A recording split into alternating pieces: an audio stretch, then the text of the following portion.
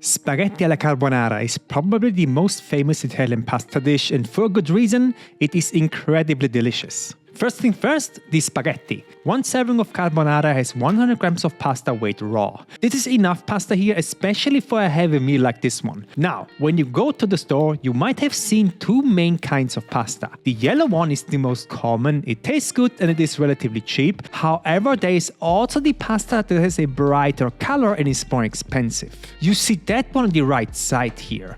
The main difference is that the pasta on the right is made using bronze dyes. This is the more traditional way of making pasta, which results in a much rougher texture that isn't glossy like the yellow one on the left. For this pasta, you will see on the package the term broth written somewhere. Now, this texture leads to two things. First, the sauce sticks a bit better to this one after it is cooked, but more importantly, look at the table when I lift the pasta.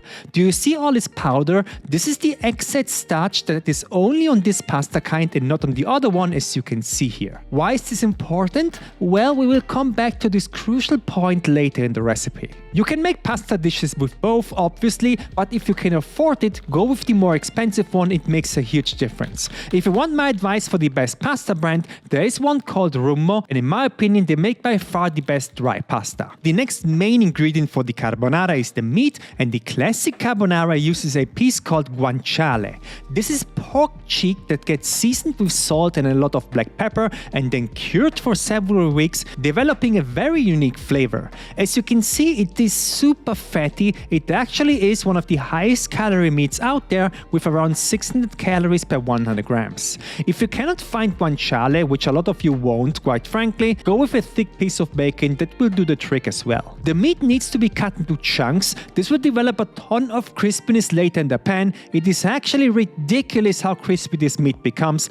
Also, because guanciale is so heavy, 70 to 80 grams per serving is completely enough here. Then prepare a small bowl and crack in 2 whole eggs per serving. Some people only use the yolks. I'm not a big fan of that. I use the whole thing before adding the next ingredient, a crap ton of freshly ground black pepper. Finally, the last of the 5 ingredients for carbonara, the cheese. Now, the classic cheese for carbonara is Pecorino Romano. This is a salty hard cheese made out of sheep's milk. The other cheese that is often used is, of course, the more popular Parmigiano Reggiano. You can use both here or even use a 50-50 blend, all works. Bonus point for the Parmigiano, it has 32 grams of protein per 100 grams of cheese. This is insanely high. In comparison, chicken has 22 grams. I'm going with Parmesan for this one, and for every serving you need to add 40 grams, either with a microplane or a box grater. And yes, you need to add this much cheese. It's a signature flavor in this dish, very important. So give the eggs a stir and then let's get cooking. First, the pasta. For that, prepare a small or medium-sized pot and add water, and please don't overfill your pot with water here. Half of the pot is more than enough. This is again a major mistake with pasta dishes in general, and I will show you why in a second. So heat up the water and add salt, and because you didn't add too much water, you need to add a bit less salt than usual.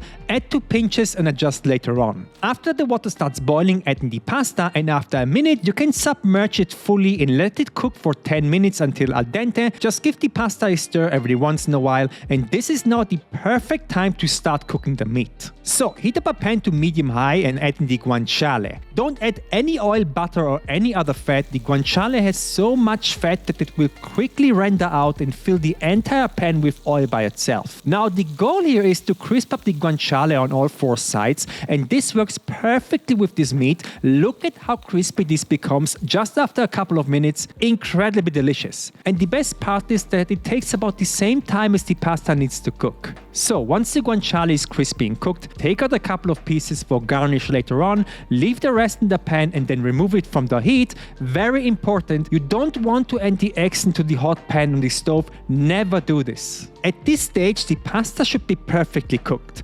However, before draining the water, take out a glass and fill it up with pasta water. This is a very crucial part for every pasta dish, but especially for carbonara. Then you can drain the rest. Now look at this. On the right side, you see the pasta water after 10 minutes of cooking. The left glass is filled with water after 1 minute, just for comparison. Do you see how cloudy that water on the right is? That is because the more expensive pasta has so much excess starch that it all releases into the water. And because starch is an emulsifier, meaning it combines fat and water, every every pasta dish that you add this pasta water to will become so much more delicious because of the emulsification from the starch. After draining the water, add the pasta in the still very hot pan and then add about half of the glass of water. And this will do two things here. First, it will already emulsify this and make this more creamy, and it will cool down the pan. Never add the eggs to the hot pan before adding pasta and water because you will end up with scrambled eggs. Give this a stir for about 1 minute and wait until you don't hear any sizzling anymore, and then take your bowl of eggs. Keep it over the pan that is still steaming for about 45 seconds, and now stir the eggs while they get tempered from the steam. And now is the right time to add the eggs to the pan. Now at first you will think, oh my god, what have I done? But keep stirring this and you slowly but surely, this will take about 30 to 45 seconds, you will end up with the most luxurious and creamiest pasta dish you can imagine. Look at this pan. This is exactly what you want. Perfectly creamy eggs and cheese without anything scrambled. Absolutely beautiful. So add everything to a bowl, then add the pieces of guanciale, followed up by a bit more cheese, and lastly another couple of cranks of black pepper. And there you have, in my opinion, the best pasta dish on earth. This pasta simply makes me happy. It is so good.